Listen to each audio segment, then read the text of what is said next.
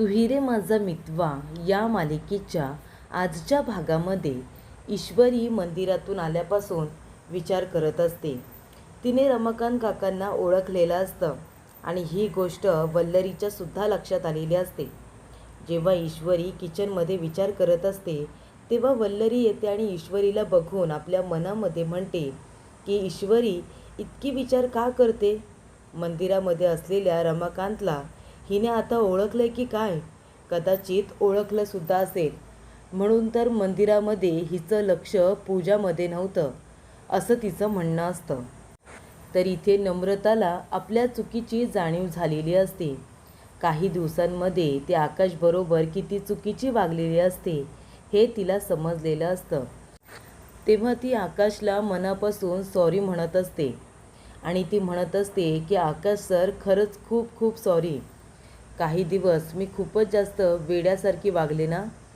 तेव्हा आकाश म्हणतो, it's okay, आता वेड्यासारखी वागलीस मग वेड्या मुलींकडून अजून कुठली अपेक्षा ठेवणार, त्यासाठी इट्स ओके.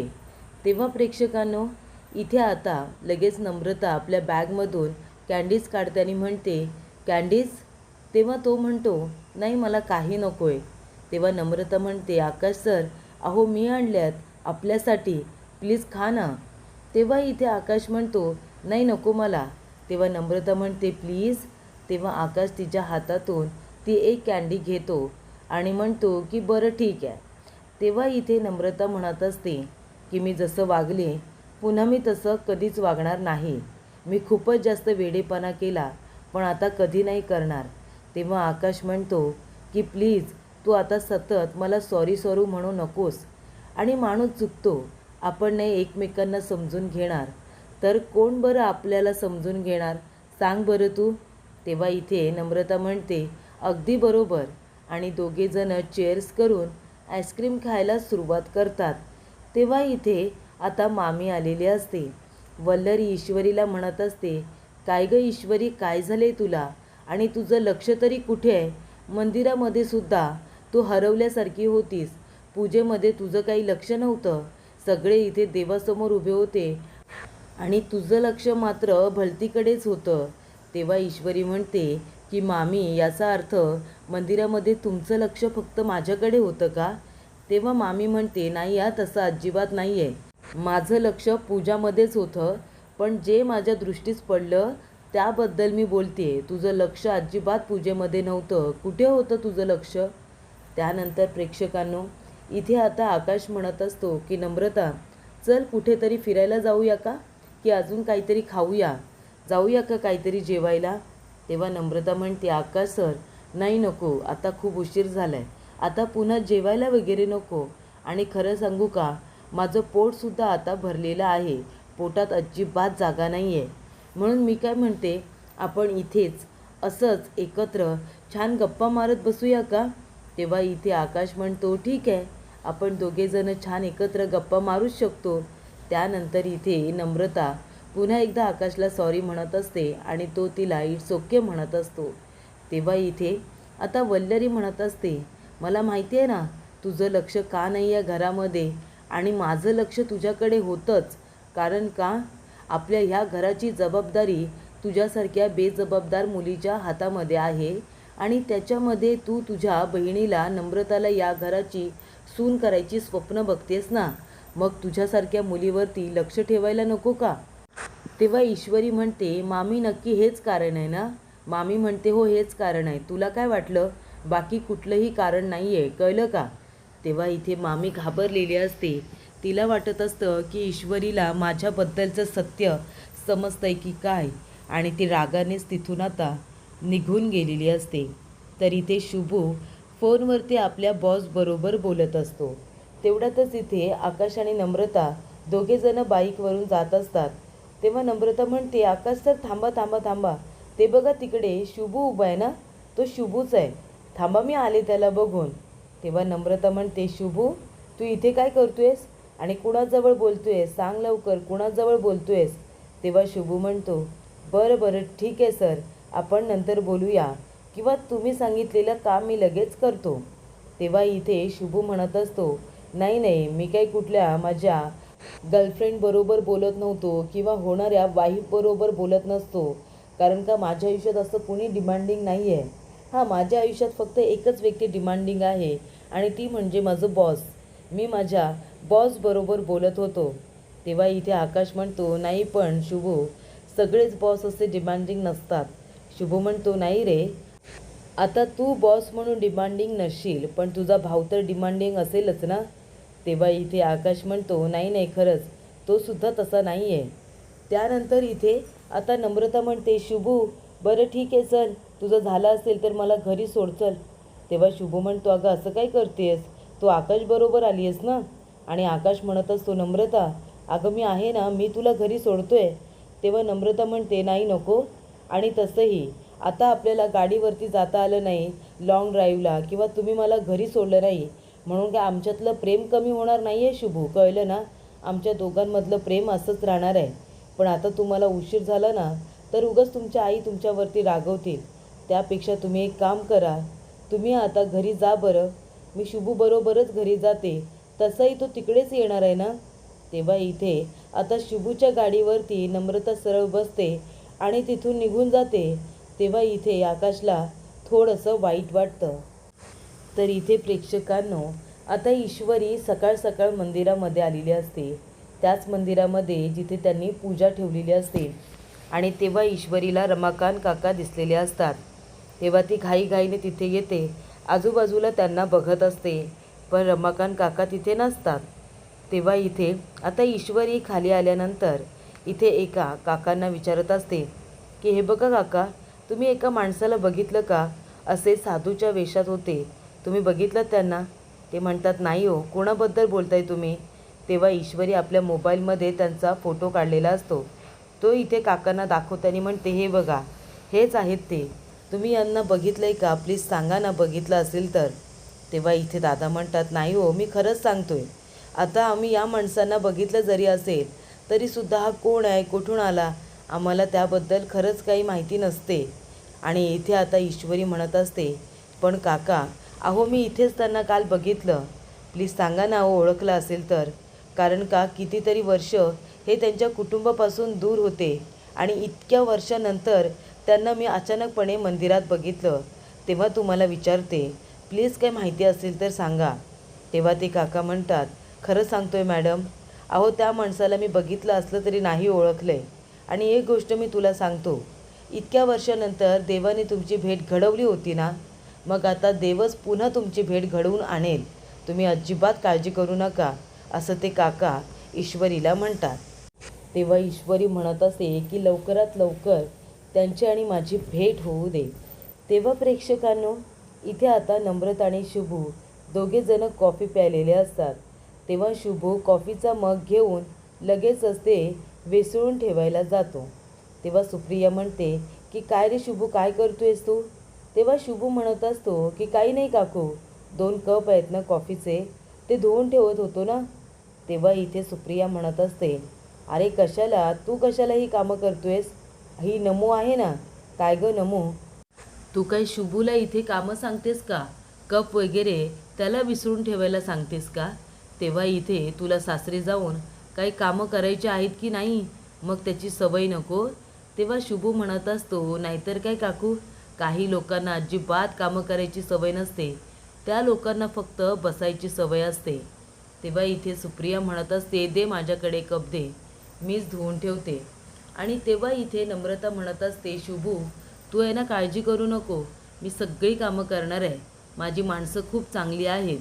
तेव्हा इथे सुप्रिया म्हणत असते, फक्त एकच थोडीशी चांगली नाही आहे, आणि ती म्हणजे तिची होणारी सासू. अरे तिची आणि माझी भेट अजून झालेली नाही आहे. तेव्हा शुभू म्हणतो, काय, होणाऱ्या विहीनबाई आणि अजून भेट नाही झाले. तेव्हा इथे नम्रता म्हणत असते, आई अगं काय बोलतेस तू. सुप्रिया म्हणते, काय चुकीची बोलते, अजून कुठे भेटल्यात त्या मला. जेव्हा भेटण्याचा प्रयत्न करते तेव्हा त्या टाळाटाळ करतात. मला तर वाटतं की त्या मुद्दामून हे सगळं करतात, माझ्या समोर न येण्यासाठी, मला टाळण्यासाठी. तेव्हा इथे आता नम्रताला वाईट वाटतं. नम्रता म्हणत असते, आई असं अजिबात नाही हां, ती माणसं खरंच खूप चांगली आहेत, आणि असेल ना काही एमर्जन्सी, त्यामुळे तुझी आणि तिची भेट होत नसेल. तेव्हा शुभू म्हणतो, बरं बरं ठीक आहे, तुमच्या दोघींची आता बोलणं इथे आता भांडणामध्ये रूपांतर होण्याआधी तुम्ही दोघीजणी थांबा. तेव्हा इथे लगेचच सुप्रिया म्हणते, बरं तुम्ही दोघे बसा, मी तुमच्यासाठी पुन्हा एकदा कॉफी बनवून आणते. तर इथे अंजलीचं बाळ खूपच जास्त रडत असतं. तेव्हा अंजलीचं लक्ष पूर्णपणे बाळाकडे असतं, पण बाळ गप्पच बसत नाही आहे. ही गोष्ट ईश्वरीच्या लक्षात आलेली असते.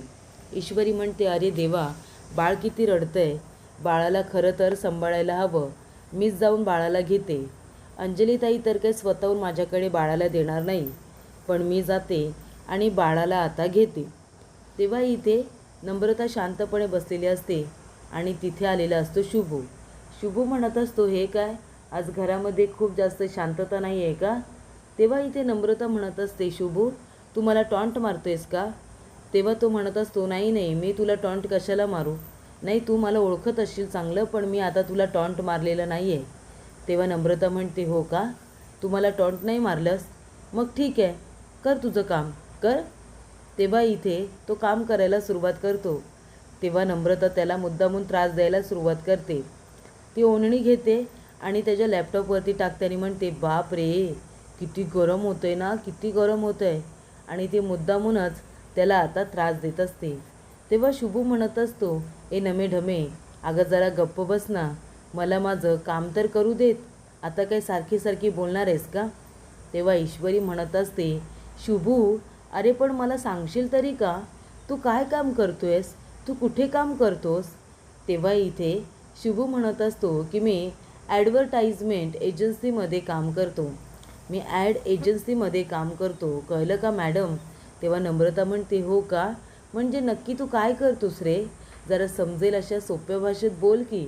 तेव्हा इथे लगेचच शुभू म्हणतो, अगं कसं असतं ना, ॲड एजन्सीमध्ये काम करणं म्हणजे जेव्हा इथे एखादी जाहिरात तयार केली जाते तेव्हा इथे क्रिएट केली जाते, कशा पद्धतीने ती जाहिरात आता दाखवली जाणार आहे किंवा शूट केली जाणार आहे, कशा पद्धतीने ती क्रिएट केली जाणार आहे, तसं मग सगळा विचार मी करतो, डायलॉग वगैरे सगळे मी देतो. तेव्हा ती म्हणत असते, हो का, वाव, खूपच छान, मग आता तुझी ॲड कुणाबरोबर आहे सांगशील का? तेव्हा तू अशा सेलिब्रिटी वगैरे लोकांना भेटत असशील ना या दरम्यान?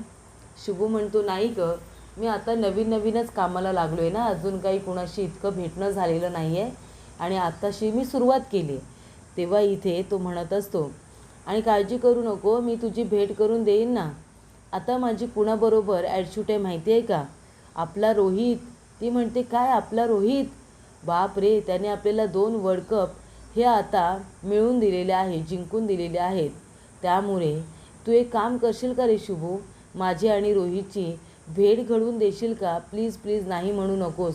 त्याने 2 वर्ल्ड कप दिलेले आहेत म्हणून तिला खूपच तो आवडलेला असतो. त्यानंतर इथे नेहमीप्रमाणे शुभू नमूला चिडवत असतो. तेव्हा नमूसुद्धा त्याच्या मागे मागे धावून त्याला मारत असते आणि सॉरी म्हण असं म्हणत असते.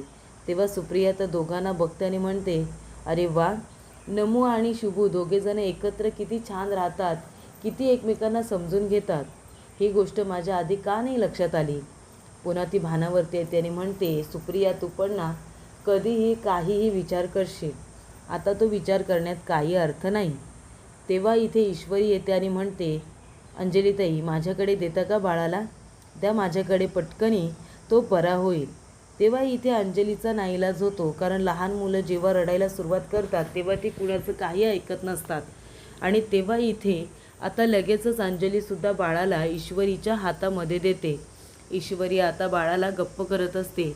ती म्हणत असते, कसं गं माझं शहाणं बाळ, का गं इतकं रडतंय, का गं रडतं माझं शहाणं बाळ, बाळ किती हुशार आहे, मामासारखं सतत फिरायला हवं का बाळाला, इकडून तिकडून मामासारखं फिरायला हवं का, गप्प बसा बरं, रडायचं नाही, मम्मीला त्रास द्यायचा नाही, आता कसं गप्प बसलं माझं बाळ.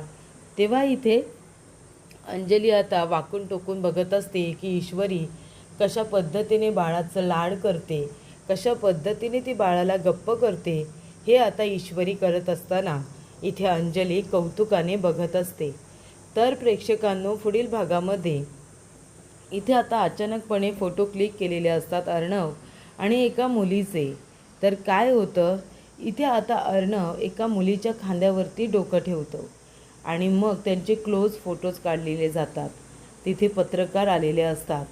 तेव्हा इथे ईश्वरी आणि त्याचबरोबर शिर्के पत्रकारांना बाहेर काढत असतात. अर्णव म्हणत असतो, मी सिंदूर तू बघितलंस ना, हे सगळं काय चाललं आहे? अगं मी नाही आहे, ही मुलगी कोण आहे मला माहितीसुद्धा नाही आणि मी असं काही केलेलं नाही आहे. तेव्हा इथे ईश्वरी म्हणते, बघितलंत ना सर, जसा हा फोटो खोटा आहे ना तुमचा आणि या मुलीचा, तसा हा फोटोसुद्धा खोटं असू शकतो ना. आणि हा फोटो जर खोटा असू शकतो तर मग तुम्ही का विश्वास ठेवताय? त्या वेळेलासुद्धा जसं आता तुम्हाला आणि त्या मुलीला फसवलं गेलं, त्यावेळेला तुमच्या बाबांना आणि माझ्या आईलासुद्धा फसवलं गेलंच असेल ना. मग हा फोटो खोटा का असू शकत नाही? का तुम्ही लगेच ज्या बघितलेल्याच गोष्टी नाही आहेत त्याच्यावरती विश्वास का ठेवता? असं आता ईश्वरी अर्णवला त्याचा तो मुद्दा समजावून सांगते आणि त्याच्या मनातला गैरसमज त्याच्या बाबांबद्दलचा दूर करण्याचा प्रयत्न ईश्वरी अगदी मनापासून करत असते. तेव्हा इथे अर्णवलासुद्धा आपल्या चुकीची जाणीव झालेली असते आणि दोन्ही फोटो हातामध्ये घेऊन तो आता विचार करत असतो. तेव्हा तिथे सुप्रियासुद्धा आलेली असते. तिच्या समोरच सगळं घडतं.